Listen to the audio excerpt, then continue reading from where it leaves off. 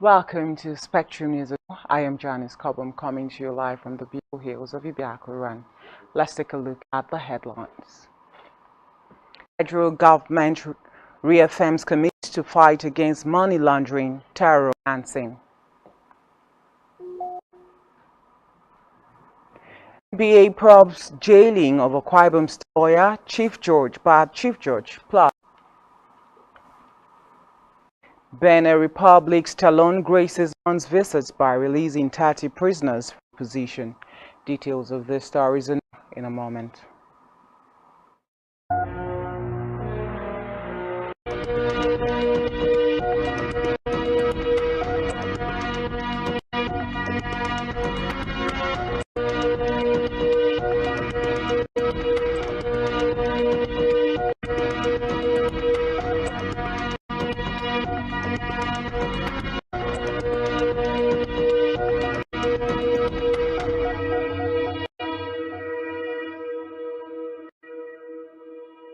Many thanks for joining us on the news at 4.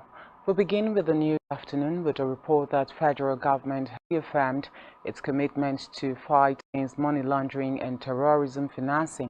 The Minister of Interior, Rauf Areshola, made this known today in Abuja at the inauguration of a 10-member interministerial committee set up to implement adoption and implementation of the assigned roles to the ministry.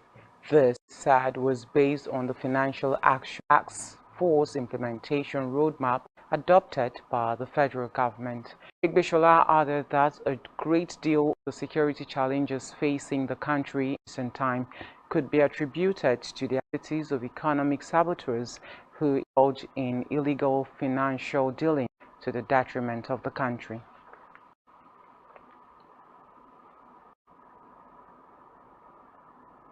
To the judiciary now, where a businessman, Olaiton Aino, who actually received the sum of $1 million naira on Christmas Eve, was remanded at the Ikoyi Correctional Center by a federal high court in Lagos. Justice Nicholas Ubo made this order after the judgment of the defendants by the Economic and Financial Crimes Commission. The defendants arraigned on one count bordering on money laundering preferred against him by the EFCC.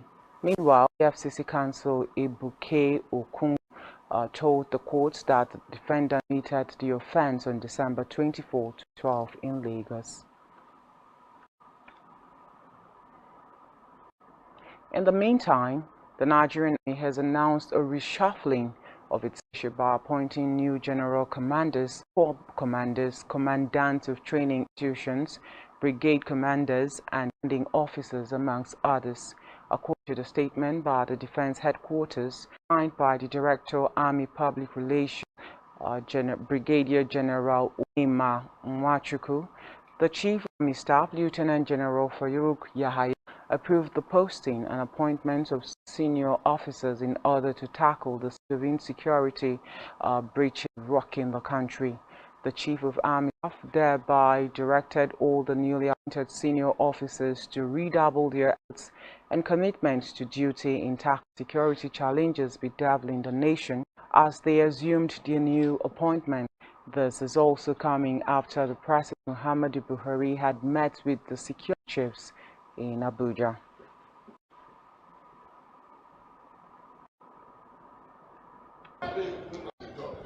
Sorry, just released a national security council. Do you know what transpired?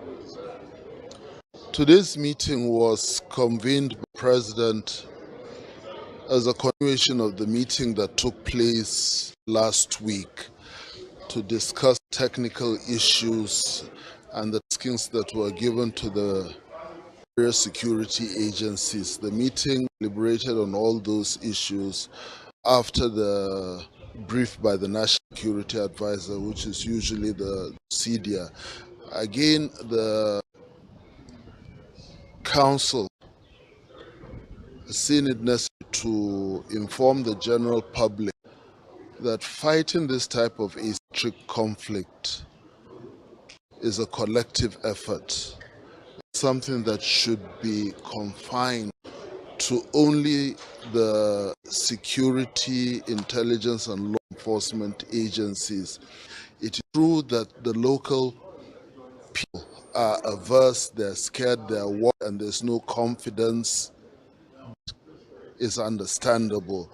Without their support, without their cooperation in terms of giving information, it makes it very hard for the.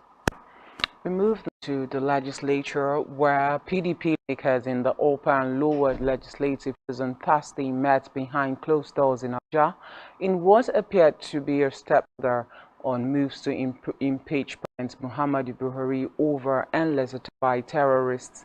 Briefing reporters, National Assembly, after the closed-door session, the Senate's PDP Minority Caucus, Philip Adda, stressed that the meeting afforded to explain the scenario that played out in the Red Chamber on Wednesday with regard to walkouts by senators.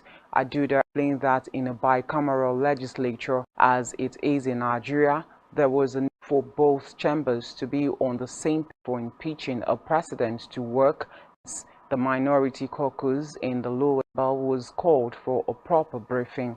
He said the opposition senators were not on, disclosing that a good number of the All Progressive Congress senators agreed with them and promised to be bipartisan on the issue. We think that it's high time that the insecurity of this nation is addressed. And of course, we have the issue of oil theft, which has risen, which is now making it difficult for from oil revenue. And these and many others is the reason why we are joining our colleagues in it to ask Mr. President to address the insecurity of this nation within 8 weeks, between 8 weeks. Otherwise, we will find the constitutional means to ensure that we will serve him an impeachment notice. We all agreed that the security architecture is failing and the need to salvage it immediately. Also agreed that we must issue, for some who do not know, the issue is to issue an impeachment notice to the president, because the primary responsibility of government is the protection of lives of its citizens. In another development, Labour Party presidential candidate PB has lambasted the federal government over sponsoring the training of public holders while Nigerian varsity students are out of school due to prolonged strikes. Recall that photos of the Speaker of the House of Representatives, Femi Gbajabiamila, emerged online a few days ago as he was undergoing a course at the John Kennedy School of Government at the Harvard Business School. Gbajabiamila's course at Harvard, allegedly sponsored by the government, came to the light amid the controversy and rift between the Academic Staff Union of Universities ASU and the federal government that has kept students at home for the past 5 months with no end in sight. Obi, who took to his Twitter handle to lament the level of treatment being made to the Nigerian youths, particularly students, described the training of leaders with funds as a misplaced priority. In the meantime, the National Association of Academic Technologists, NAT, has warned the Professor Nimi Breaks-led committee against any act that negates the principles of collective bargaining as it relates to salary allowances and the ongoing industrial action by university unions.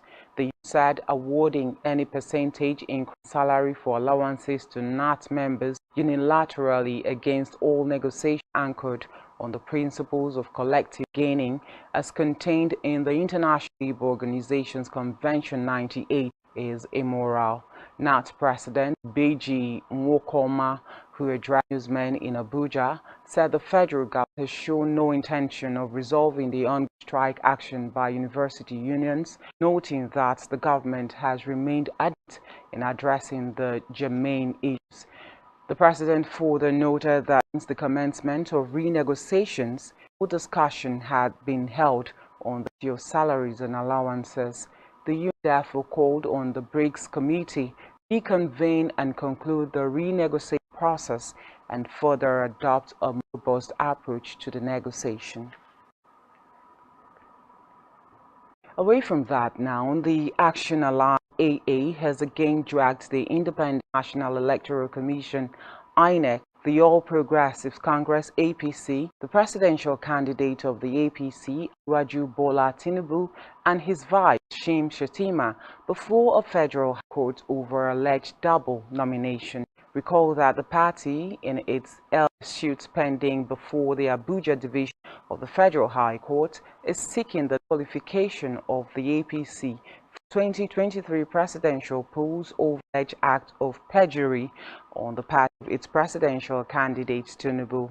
However, in a fresh suit, plaintiff is again seeking the disqualification of the ruling party on the grounds that it nominated a candidate for more than one constituency in the 2023 general elections.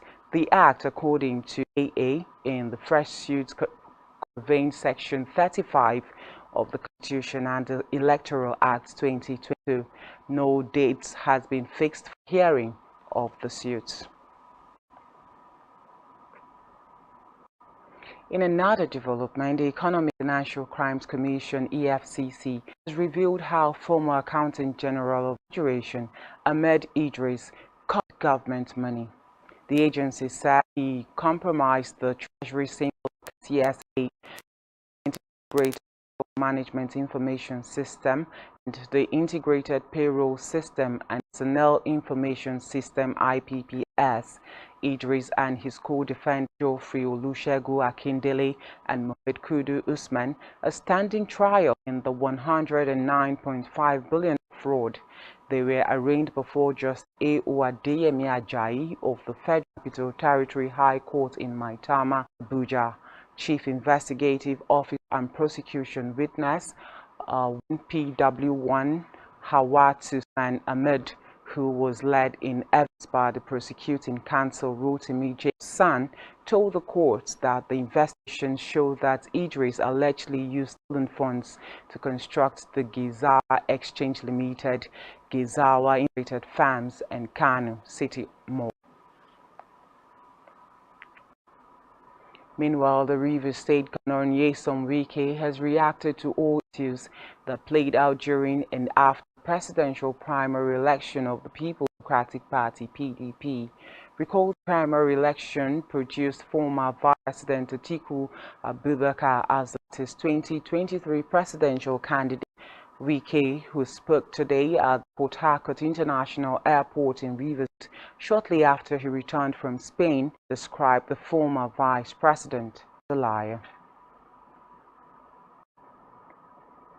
And to Oyon, where the government has declared Monday, August 1, a work-free day to mark new Islamic calendar, First Muharram Hijrah 1444 AH. A circular signed by the Secretary to the State Government, Olubamiwo Adesun, dated July 9, 2022, had communicated heads of the legislature, judiciary, various ministries, departments, and agencies announced this. In a separate development, Nigerian Bar Association (NBA) has begun a probe of the circumstances surrounding the jailing of a Lagos-based lawyer in Ife by the Chief Judge of Akwa Ibom, Justice Ekaito Boots. President Olumide Akpata, who ordered investigation, said efforts were underway to ensure that Ife is released soon. Further, Justice Oboto Wednesday sentenced him to 1 month imprisonment for alleged contempt during proceedings in the case of alleged libel instituted by Akwa Ibom State Governor Udomi against Liu Ekpenyong, who is Ife's client. However, Ifeong claimed he was a victim of unjustified exercise of power and that the judge punished him after he appealed that 2 armed mobile policemen be asked to exit the courtroom. He had also asked Chief Judge to recuse himself from handling the case on the ground of alleged bias. We in court this morning, then, as usual, the The atmosphere was very, very dull. I came in this morning, and immediately my Lord Judge came in. He ordered some armed policemen within the service to come inside the courtroom. And then the armed policemen came in with AK-47, two of them, including the orderly. And then I kept quiet. The proceedings started, and then, I reminded the court that we motioned for recusal, asking the Chief Justice to recuse himself from the matter on grounds of likelihood of bias, which we have found. And then the court said we should go ahead with the trial and leave the motion. I listened. The trial started. While I was cross-examining witness to the governor, the judge ordered a journalist from Premium Times to the court, and I simply said, my lord, that is an open court. We were expecting that anyone that wants to observe proceedings should observe proceedings. And then Back here, environmental news, the Akwa Ibom state government has announced that there will be monthly statewide sanitation tomorrow, Saturday, though without restriction of vehicular and human movement. In a release by the State Commissioner for Information and Strategy, Comrade Ini Memobong, the station exercise will hold till 10 a.m. tomorrow. He therefore urged the people to join hands to keep Akwa Ibom state clean. We move now to Africa, where the Republic has freed 30 opposition supporters arrested during the 2021 elections that handed President Patrice Talon a second term. A senior judicial source has confirmed that the decision came during a visit by French President Emmanuel Macron, who met with Talon in the country's commercial capital, Cotonou. The announcement came hours after Talon dismissed criticisms that his government was holding political prisoners after jailing last year of two top opposition leaders.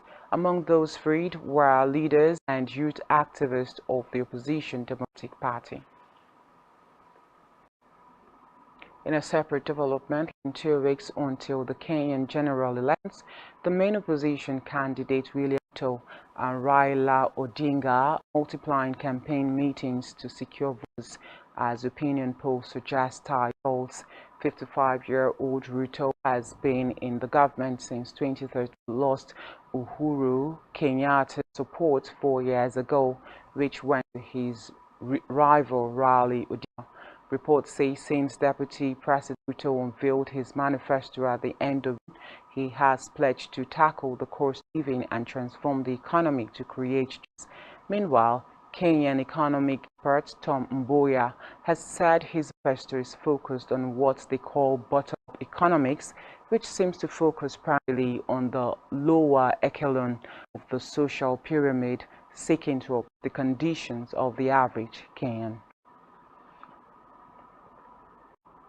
Still in Africa, Ethiopia's athletic board has urged the federal government to ease access to the war tournament of Tigray, which is home to several medalists from the recently concluded World Athletics Championship. Reports say of Ethiopia's 4 gold medalists and 1 silver medalist from the championship held in the U.S. city of Eugene this month hail from Tigray, including women's marathon winner Gotan Gabrielas. President of Ethiopia Athletics Federation, Ratu Tulu, has said some athletes remained stuck in Tigray and unable to participate in the championship, which saw Ethiopia come second in medal tables behind the United States, winning a total of 10 medals. On the foreign scene now, the U.S. and Chinese leaders have warned each other over Taiwan during a phone call that lasted more than 2 hours. President Joe Biden told his Chinese counterpart Xi Jinping that the U.S. strongly opposed any unilateral moves to change the island's status, as he noted that his policy on Taiwan had not changed. Beijing has said President Xi Jinping told U.S. counterparts to abide the One China principle, warning him whoever plays with fire will get burned. Tensions over the issue have increased out of a rumored plan for House of Representatives Speaker Nancy Pelosi to visit Taiwan. Meanwhile, the The State Department says Pelosi has announced any travel, but China has warned of serious consequences if she were to proceed with such a visit. And still on the foreign scene, China has now that it may miss its annual economic growth target as COVID restrictions weigh on the world's second largest economy. The ruling Communist Party's top policy-making body, the Politburo, said it aims to keep growth within a reasonable range. In a statement after Italy economic meeting, the 25-member Politburo, which chaired by President Xi Jinping, China is continuing to pursue a zero-COVID policy that has put major cities into full or partial lockdown.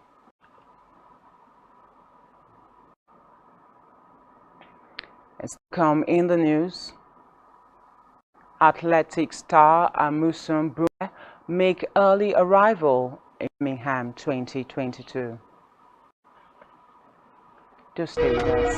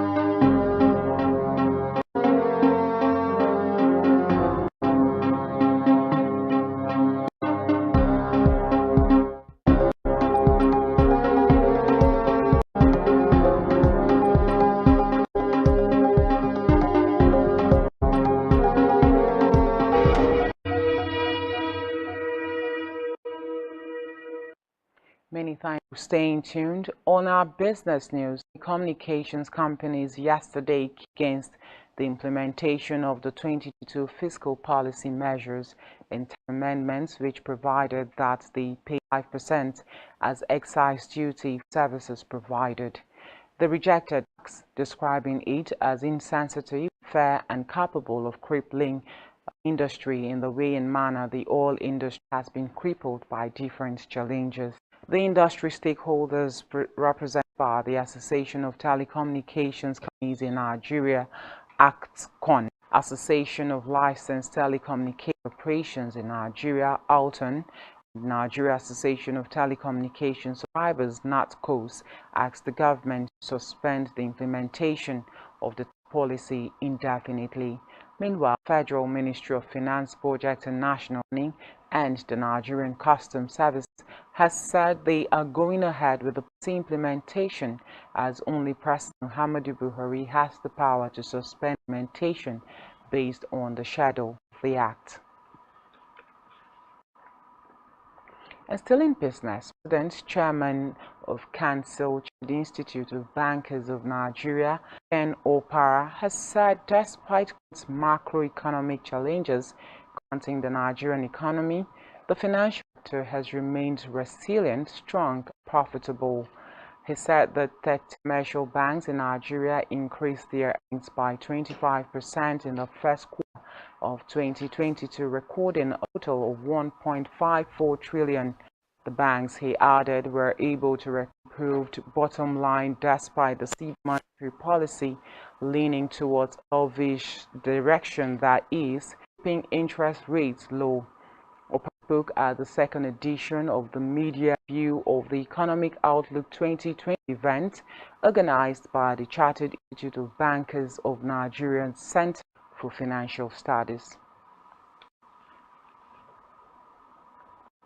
And in Health Unitad, the medicine party have said a deal has been reached to allow for the distribution of a lowest generic version of a long-term preventative treatment against HIV in low-income countries where most of those infections occur. UNITAD spokesman Heath Verhosel who made the announcement, said the deal will see the healthcare subsidiary of British pharmaceutical giant GSK allowed sentenced manufacturers to produce generic versions of Grava, its long-acting exposure prophylaxis PrEP treatment for HIV. Reports say the deal will provide access to the injectable versions of Grava, which has been shown to provide 2 months of protection against infection in 90 countries, where over 70% of all HIV infections occurred in 2020 at UNITAD.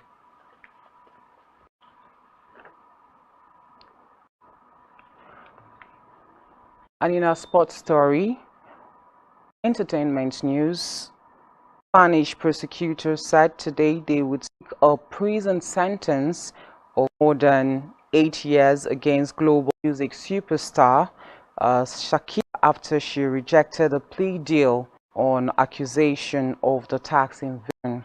Prosecutors in Barcelona also demand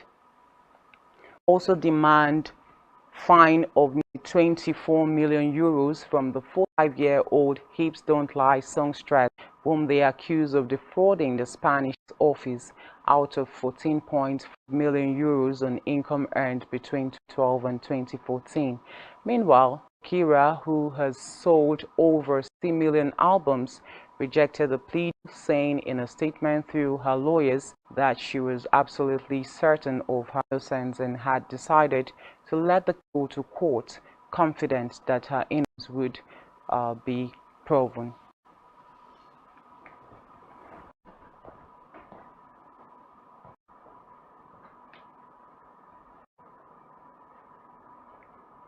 And that's all we have for you at this time. To follow us on all our social platforms and subscribe to our YouTube page, all of which you can find at spectrumtv.ng.